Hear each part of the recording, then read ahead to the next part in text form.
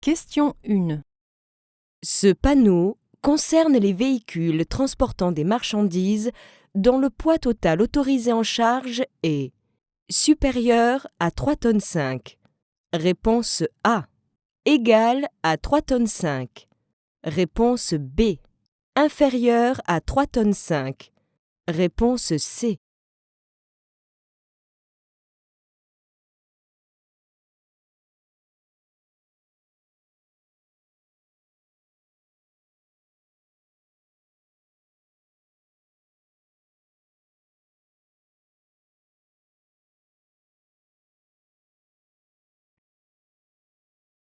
Ce panneau interdit aux véhicules affectés au transport de marchandises dont le poids total autorisé en charge ou le poids total roulant autorisé est supérieur à 3,5 tonnes de dépasser tous les véhicules à moteur, à l'exception de ceux à 2 roues sans sidecar.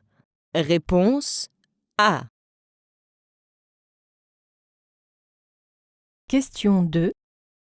Pour adapter mon allure, je tiens compte de la signalisation. Oui. Réponse A.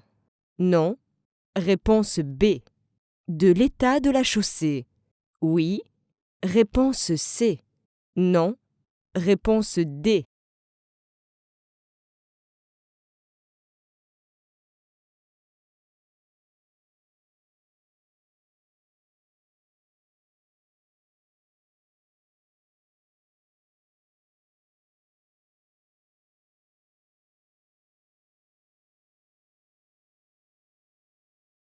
La vitesse est limitée à 70 km/h et vous allez traverser un endroit fréquenté par des enfants. Pour adapter votre allure, vous devez tenir compte de ces panneaux, mais également des conditions de circulation et de l'état de la chaussée. Dans cette situation, la chaussée mouillée allonge votre distance de freinage.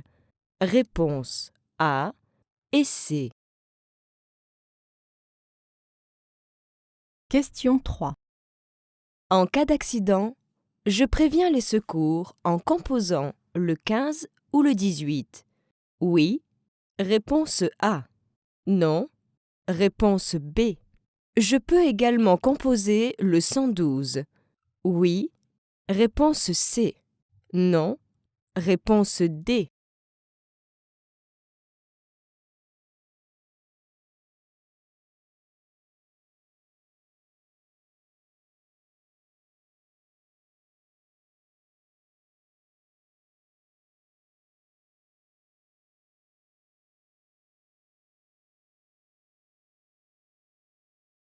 Pour prévenir les secours, vous composez le 15 qui correspond au service médical d'urgence ou le 18 qui vous permet de joindre les sapeurs-pompiers. Vous pouvez également composer le 112 qui est le numéro de téléphone réservé aux appels d'urgence dans l'ensemble de l'Union européenne. Réponse A et C. Question 4. Je boucle ma ceinture de sécurité de préférence avant de régler mon siège. Oui. Réponse A. Non. Réponse B. Après avoir réglé mon siège. Oui. Réponse C. Non.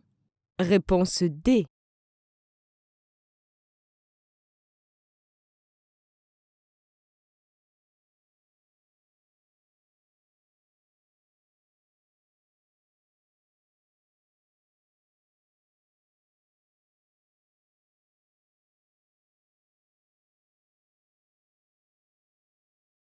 Si vous bouclez votre ceinture de sécurité avant de régler votre siège, vous ne pourrez plus bouger avec aisance pour procéder aux différents réglages de votre position de conduite.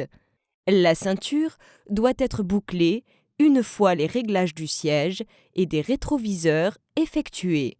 Réponse B et C. Question 5. Ne pas s'arrêter après avoir provoqué un accident matériel est considéré comme un délit de fuite. Oui. Réponse A. Non. Réponse B.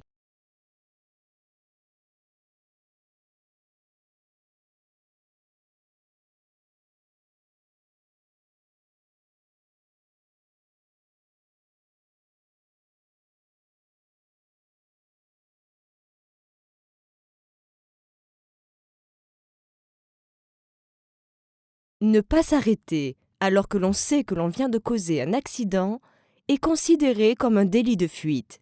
Le délit de fuite concerne les accidents avec des dommages corporels, mais aussi ceux avec dégâts uniquement matériels. Par exemple, si un conducteur casse le rétroviseur d'un véhicule stationné, il doit s'arrêter et faire connaître son identité à la personne concernée. Réponse A. Question 6. Le comportement des passagers peut avoir une influence sur le conducteur d'un véhicule. Oui. Réponse A. Non. Réponse B.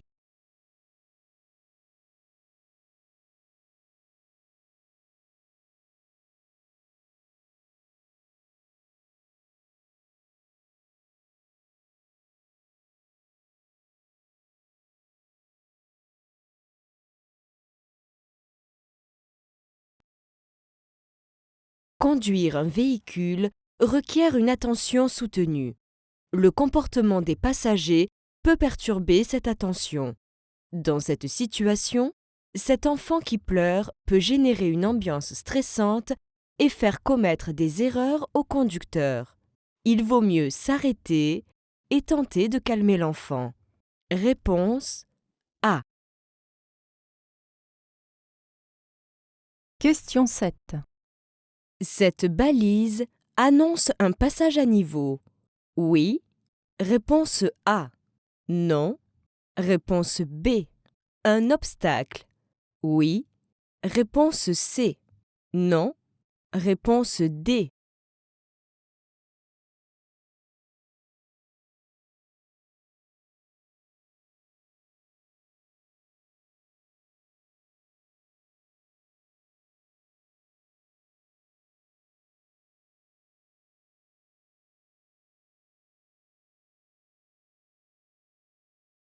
Cette balise, comportant une alternance de bandes obliques bleues et blanches, permet de signaler des petits ouvrages situés à une distance inférieure à 1 mètre de la chaussée, sur des routes de largeur inférieure à 7 mètres. Un passage à niveau est signalé par ces balises. Réponse B et C. Question 8. Je recommande à mon passager de se retourner avant d'ouvrir la portière. Oui. Réponse A. Non. Réponse B. Je vérifie aussi par moi-même qu'aucun usager ne circule. Oui. Réponse C. Non. Réponse D.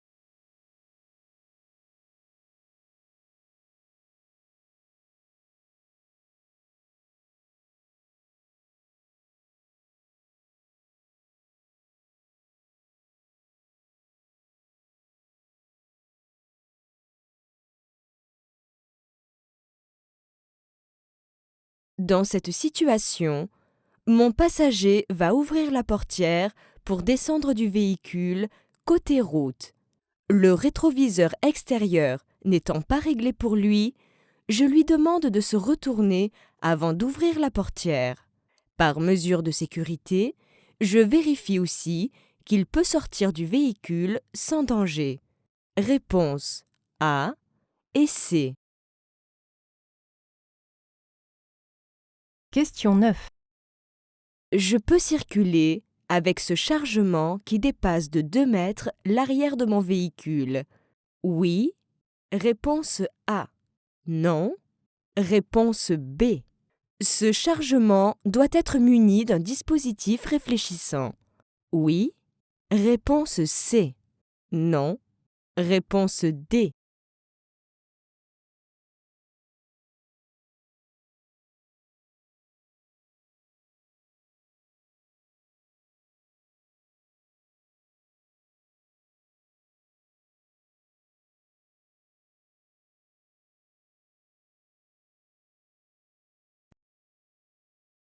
À l'arrière, le chargement ne doit pas dépasser de plus de 3 mètres l'extrémité du véhicule.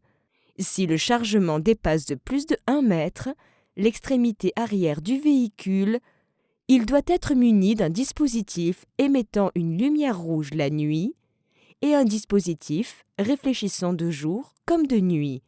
Réponse A et C. Question 10.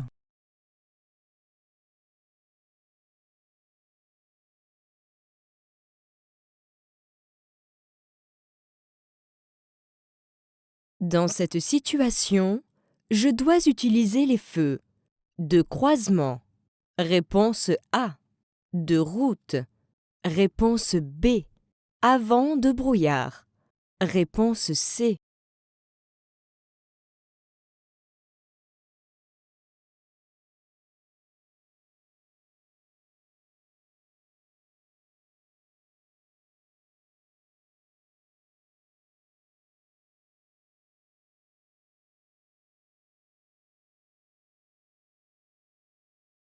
Lorsque la chaussée n'est pas éclairée, vous devez utiliser les feux de route afin de voir loin, sauf si vous risquez d'éblouir un autre usager. Dans cette situation, vous allez croiser un autre usager, donc vous devez utiliser les feux de croisement. Réponse A. Question 11. Étant hors agglomération, la signalisation indique que la chaussée sera particulièrement glissante 150 mètres après le panneau. Oui. Réponse A. Non. Réponse B.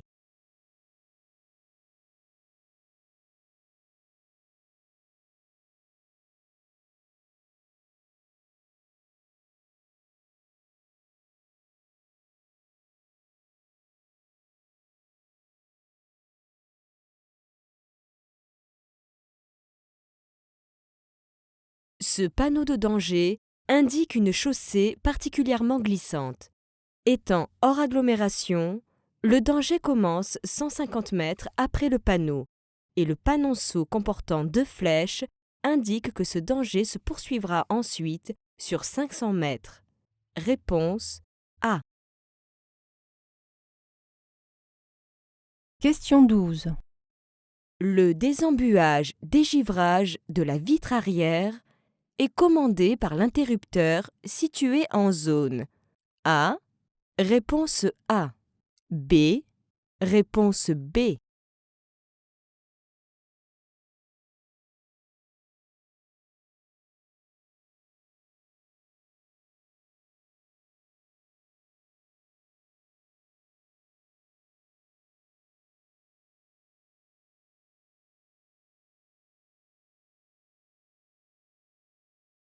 Le bouton en zone A sert à faire fonctionner le système de ventilation pour le désembuage-dégivrage du pare-brise. Le bouton en zone B sert à faire fonctionner le désembuage-dégivrage de la lunette arrière. Les pictogrammes inscrits sur ces boutons de commande sont normalisés sur tous les véhicules. Réponse B. Question 13. Pour éviter d'augmenter la consommation en carburant, je recherche au plus tôt la signalisation et les indices utiles. Réponse A. Je veille au bon état de mon véhicule. Réponse B. Moteur froid, je fais tourner quelques minutes le moteur à l'arrêt avant de partir. Réponse C.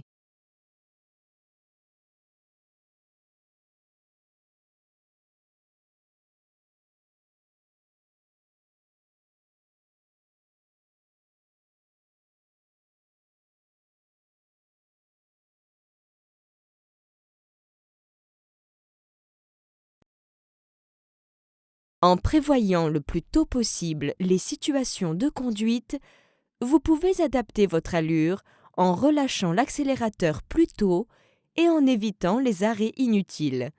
Cela vous permet de consommer moins de carburant et de conduire de façon plus sécuritaire. Un véhicule avec un entretien suivi consommera moins de carburant qu'un véhicule mal entretenu. Contrôlez régulièrement la pression des pneumatiques, le filtre à air et le bon état du moteur en général. Faire tourner votre moteur à l'arrêt est inutile. Votre moteur chauffera aussi vite en roulant. Réponse A et B. Question 14. L'accélération de la cadence d'éclairage d'un indicateur de direction signifie qu'une des ampoules est à changer. Oui. Réponse A. Non. Réponse B.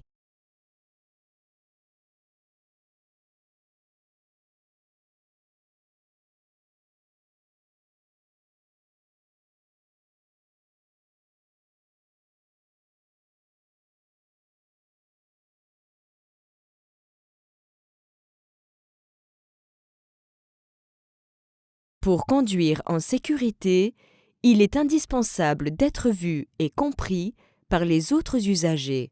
Vous devez être à l'écoute de toutes les alertes qui indiquent un dysfonctionnement des feux du véhicule.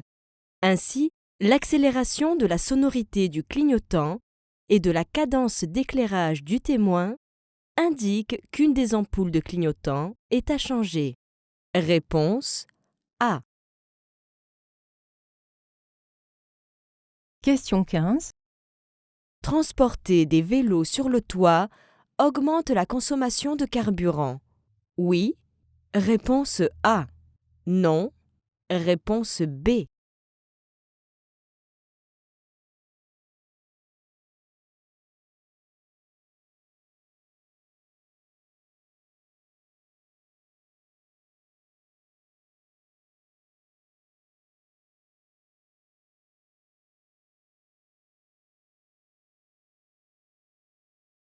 Transporter des vélos sur le toit d'un véhicule perturbe l'écoulement de l'air autour de la carrosserie et augmente sensiblement la consommation de carburant.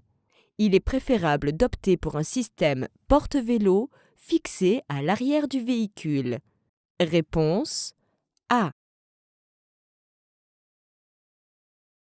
Question 16. Cette indication concerne la charge maximale du pneumatique. Réponse A. L'emplacement d'indicateurs d'usure situés dans les sculptures principales. Réponse B. Le type de pneumatique. Réponse C.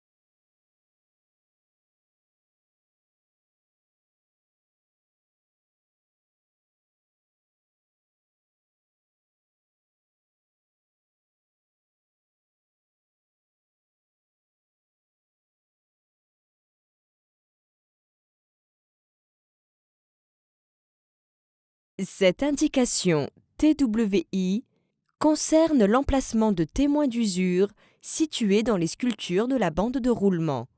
Cette indication peut être différente selon les fabricants de pneus. Cela peut être aussi le logo de la marque du pneu. Les témoins sont des petites bosses situées dans les rainures du pneu, permettant de vérifier la hauteur de la bande de roulement.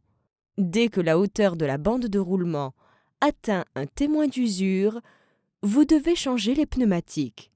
Réponse B. Question 17. La distance de freinage varie en fonction de l'adhérence de la chaussée. Oui. Réponse A. Non. Réponse B. De l'état des amortisseurs du véhicule. Oui. Réponse C. Non. Réponse D.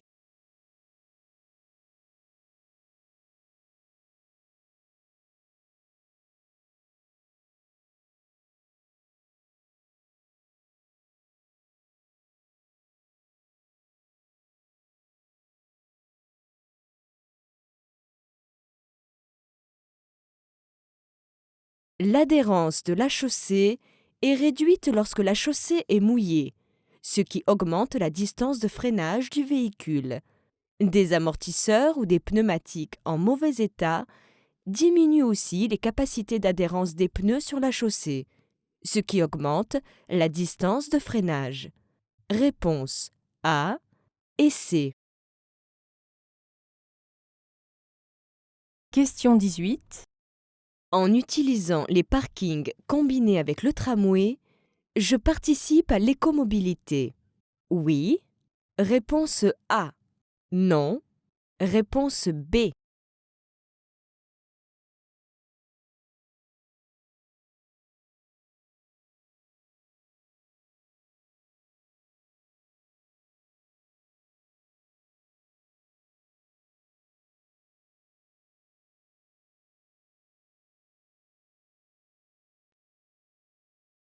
La combinaison parking-tramway permet de stationner son véhicule et d'utiliser les transports en commun pour un tarif inférieur au stationnement classique en ville.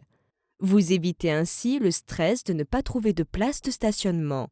De plus, en utilisant les transports en commun, vous participez à l'écomobilité dont le but est de réduire la production de gaz à effet de serre. Réponse A. Question 19. Prévoir correctement les dangers permet de réduire la distance d'arrêt de mon véhicule. Oui. Réponse A. Non. Réponse B.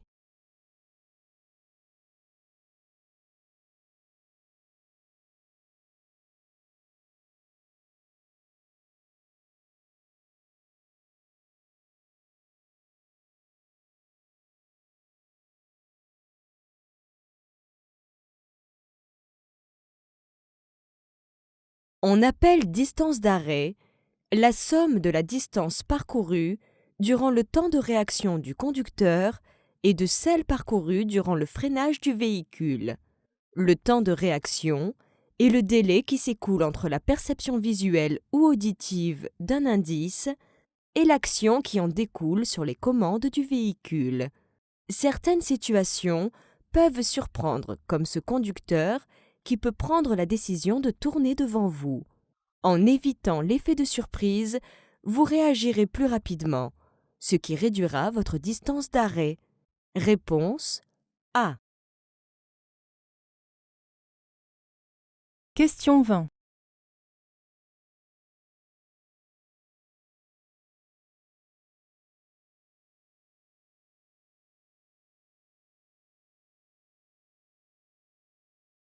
Pour dépasser ce cycliste, je peux chevaucher la ligne continue. Oui. Réponse A. Non. Réponse B.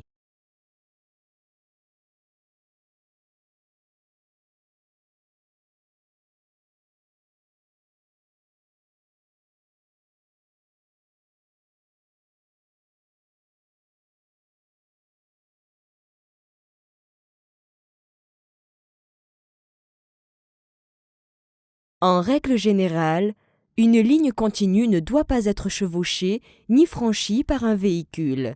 Mais par exception à cette règle, le code de la route vous permet de chevaucher la ligne continue pour dépasser un cycliste. Réponse A. Question 21. Les conséquences corporelles d'un accident sans ceinture de sécurité sont plus graves pour les passagers installés à l'avant que pour les passagers installés à l'arrière. Oui. Réponse A. Non. Réponse B.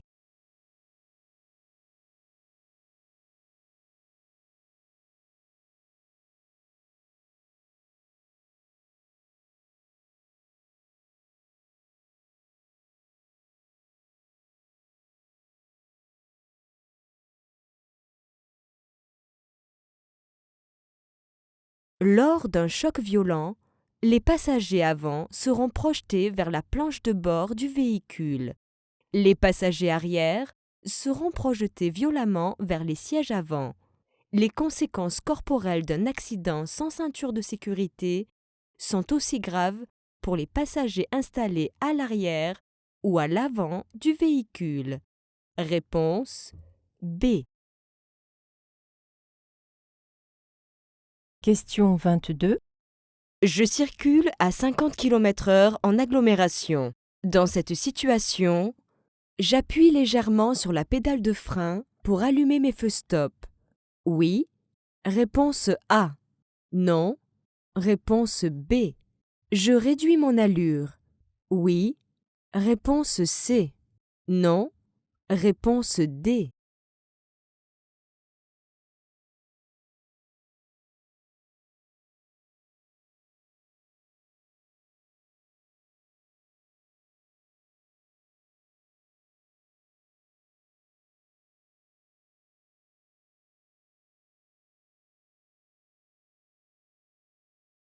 Ce panneau vous annonce une intersection de type priorité à droite.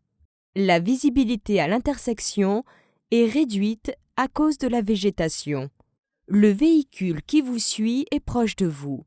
La distance de sécurité est insuffisante. Vous risquez de surprendre son conducteur si vous freinez pour céder le passage à un autre usager. Pour éviter un choc arrière, vous le prévenez en appuyant légèrement sur le frein pour allumer les feux stop et vous réduisez votre allure à l'approche de l'intersection. Réponse A et C. Question 23. Les chaînes à neige se montent sur les roues motrices. Réponse A. Sur les roues non motrices. Réponse B.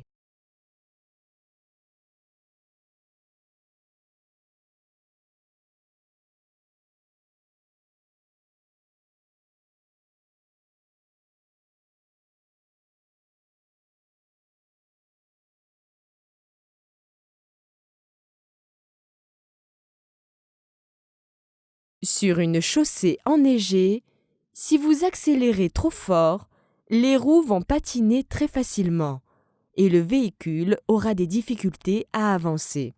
Vous devez monter les chaînes à neige sur les roues motrices de votre véhicule, qui sont celles entraînées par le moteur. Sur la plupart des véhicules, 2 roues sont seulement motrices, les roues à l'avant ou les roues à l'arrière du véhicule. Réponse A. Question 24. La distance de sécurité entre 2 véhicules qui se suivent varie en fonction de la vitesse de déplacement. Oui. Réponse A. Non. Réponse B.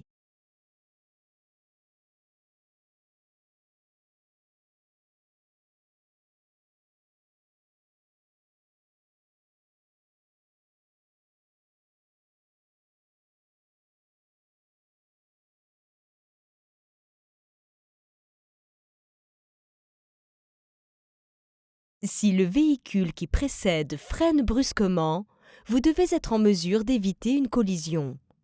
Vous devez maintenir une distance qui correspond à la distance parcourue par le véhicule pendant au moins 2 secondes. Cette distance augmente avec la vitesse de déplacement. Elle est d'environ 30 mètres à 50 km/h et d'environ 50 mètres à 80 km/h. Réponse A. Question 25. Je dépasse ce cyclomotoriste immédiatement. Oui. Réponse A. Non. Réponse B.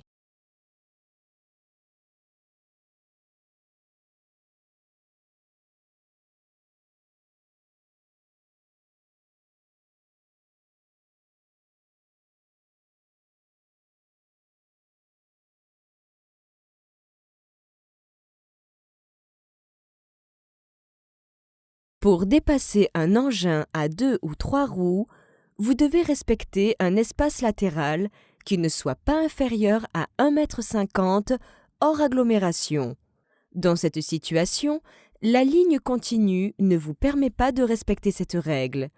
De plus, des véhicules arrivent en sens inverse. Réponse B. Question 26. En stationnant comme ces véhicules, je risque un retrait de points sur mon permis de conduire. Oui. Réponse A. Non. Réponse B.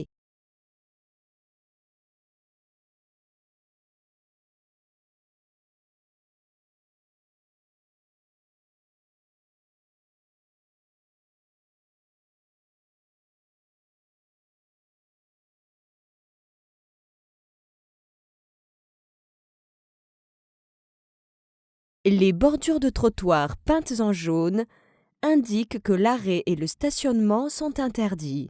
En stationnant comme ces véhicules, vous masquez la visibilité sur la sortie du virage, ce qui constitue un danger pour les autres usagers, et considéré comme dangereux lorsque la visibilité est insuffisante, l'arrêt et le stationnement à proximité des intersections, des virages, des sommets de côte et des passages à niveau. En stationnant ainsi, vous risquez un retrait de 3 points sur votre permis de conduire. Réponse A. Question 27. Pour dépasser ce piéton, je laisse un intervalle minimal de 1 mètre. Oui. Réponse A. Non. Réponse B.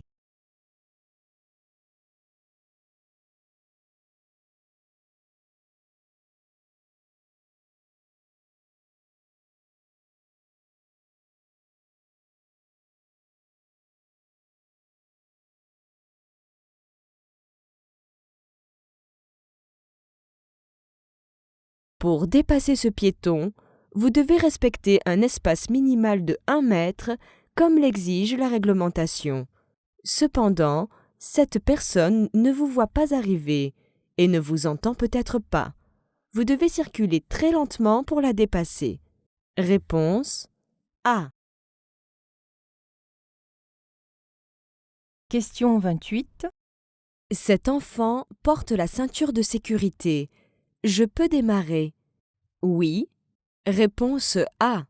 Non. Réponse B.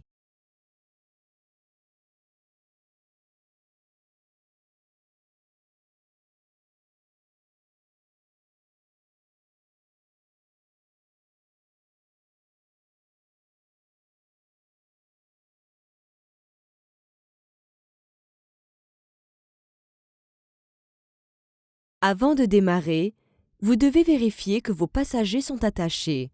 Dans cette situation, cet enfant a mal mis sa ceinture, car elle est vrillée. Une ceinture de sécurité mal portée perd de son efficacité en cas de choc et peut même accentuer les blessures. Pour être efficace, une ceinture de sécurité doit être tendue au plus près du corps sans être vrillée. La partie basse de la sangle doit être positionnée le plus bas possible sur le bassin et la partie haute doit être positionnée dans le creux de l'épaule. Réponse B. Question 29. La capacité à percevoir les dangers diminue lorsque la vitesse augmente. Oui. Réponse A. Non. Réponse B.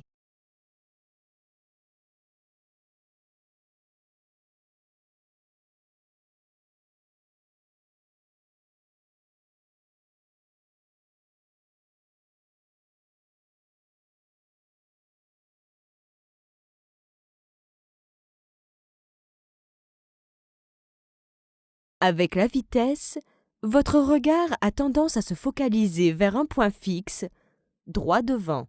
Ainsi, plus vous augmentez votre vitesse, plus votre capacité à voir latéralement diminue. La réduction du champ de vision causée par la vitesse est une des raisons des limitations de vitesse par le code de la route. Réponse A. Question 30.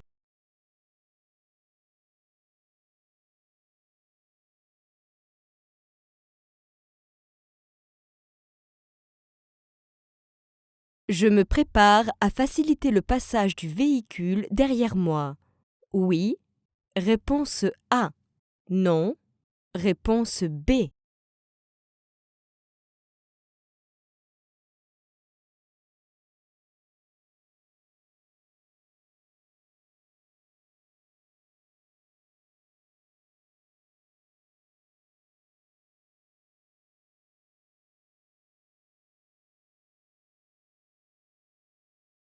Dans cette situation, un véhicule d'intérêt général avec ses feux spéciaux en action arrive derrière vous. Vous vous préparez à ralentir suffisamment et à faciliter le passage de ce véhicule. Réponse A. Question 31. Dans cette circulation dense et fortement ralentie, le danger immédiat se situe en zone A. Réponse A. B. Réponse B. C. Réponse C.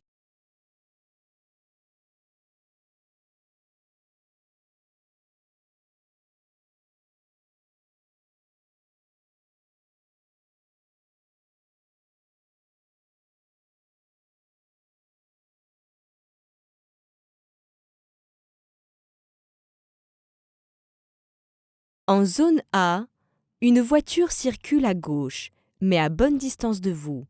En zone C, un véhicule est arrêté ou circule lentement devant vous. En zone B, vous devez être particulièrement attentif aux motocyclistes qui remontent entre les files de voitures. Vous vous placez sur la droite de votre voie pour faciliter le passage de ce motocycliste, mais après avoir vérifié que vous pouvez le faire en sécurité. Réponse B. Question 32.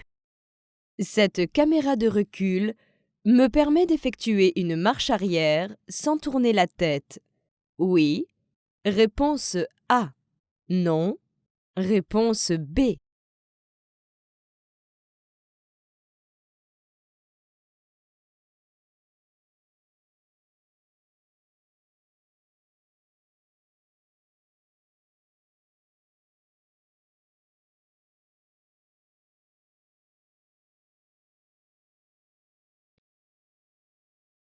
Les véhicules récents sont de plus en plus souvent équipés de systèmes d'aide à la conduite. Ces systèmes offrent aux conducteurs davantage de confort et de sécurité. Ils ne doivent toutefois pas réduire son attention.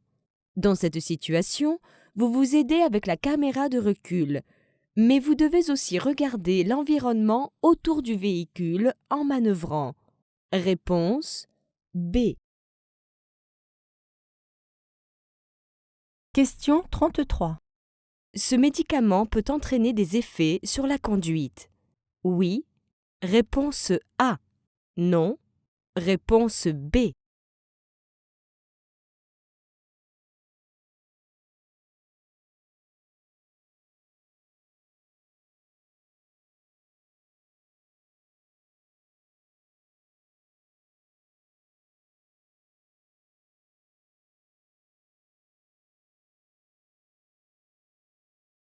Certains médicaments nuisent à la vigilance ou à l'attention du conducteur.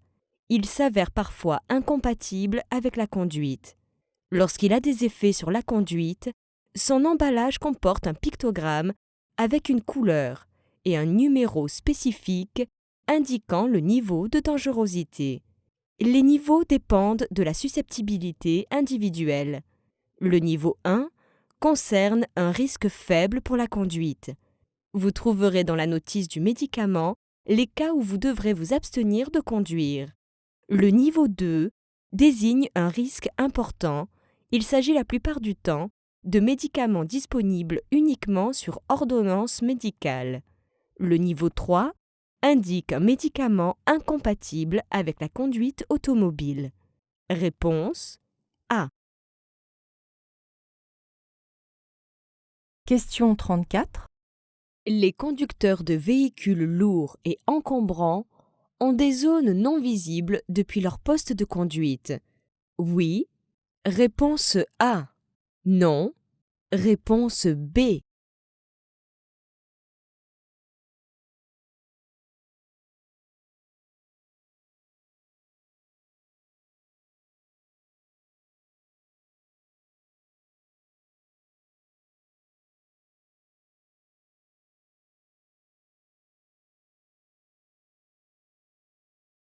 Les conducteurs de véhicules lourds et encombrants ont aussi des zones non visibles depuis leur poste de conduite, sur les côtés, devant et derrière le véhicule. C'est pour cela qu'il est déconseillé de rester longtemps positionné à côté et proche de ce type de véhicule, car le conducteur peut ne pas vous voir et décider de modifier sa trajectoire. Réponse A. Question 35.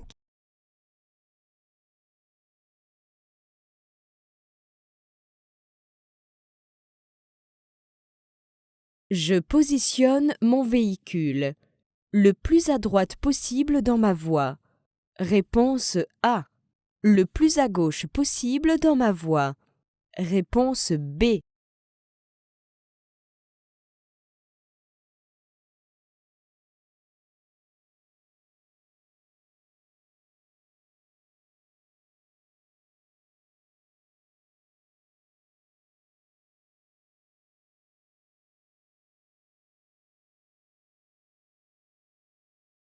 Dans cette situation, les feux stop du véhicule arrêté à droite sont allumés, ce qui veut dire que le conducteur est dans le véhicule.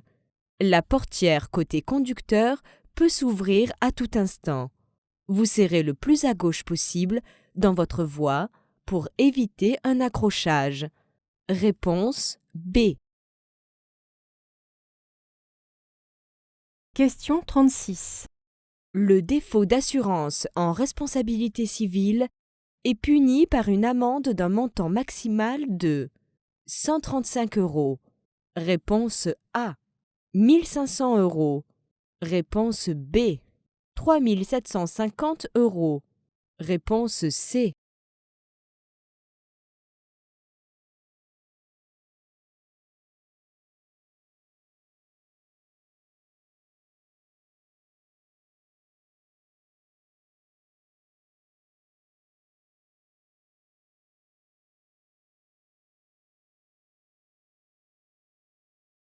Circuler avec un véhicule sans être couvert par une assurance garantissant sa responsabilité civile est un délit lourdement sanctionné. Cette infraction est punie d'une amende d'un montant maximal de 3 750 €. La personne coupable de cette infraction encourt également des peines complémentaires pouvant être la suspension ou l'annulation du permis de conduire. Réponse C. Question 37. Des amortisseurs usés dégradent la tenue de route d'un véhicule. Oui. Réponse A. Non.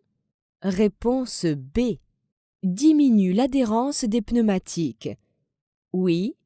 Réponse C. Non. Réponse D.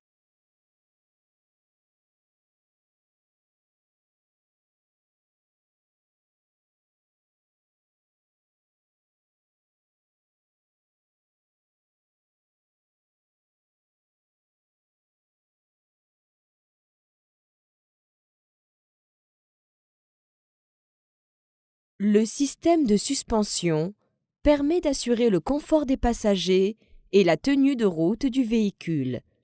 Lorsque les amortisseurs sont trop usés, ils absorbent moins bien les inégalités de la chaussée, ce qui dégrade la tenue de route et le contact des pneumatiques avec la chaussée. Réponse A et C. Question 38. Suite à une infraction entraînant un retrait de 1 point, sans nouvelle infraction commise ensuite, ce point est rendu au bout de 6 mois. Réponse A. 1 an. Réponse B. 3 ans. Réponse C.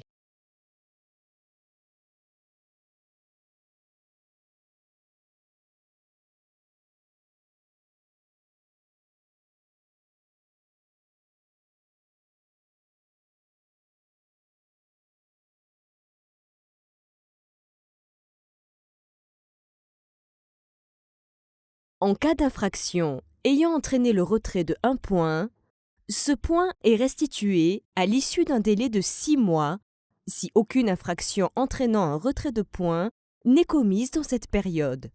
Le délai de 6 mois commence le jour où l'infraction est devenue définitive.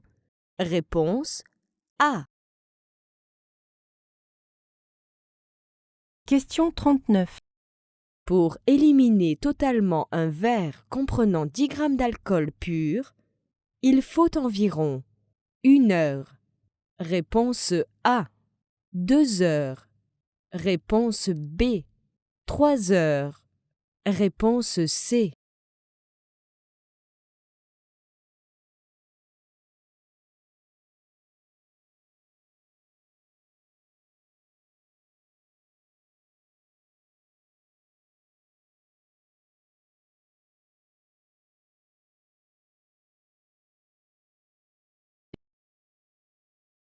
L'élimination de l'alcool est assurée principalement par le foie et dépend de la corpulence de l'individu.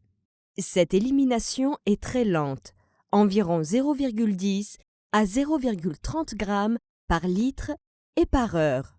Il faut donc en moyenne 3 heures pour éliminer totalement un verre dose standard comprenant 10 g d'alcool.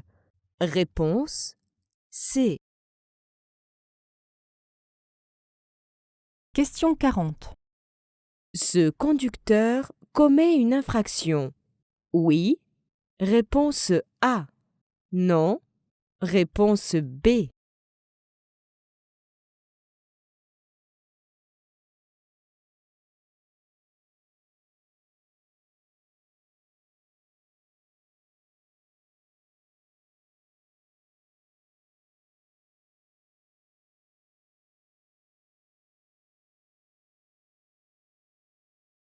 De nuit, les avertissements doivent être donnés par l'allumage intermittent des feux de croisement ou des feux de route. Les signaux sonores ne doivent être utilisés qu'en cas d'absolue nécessité. Ce conducteur qui me fait des appels lumineux, certainement pour me prévenir d'un danger, n'est donc pas en infraction. Réponse B.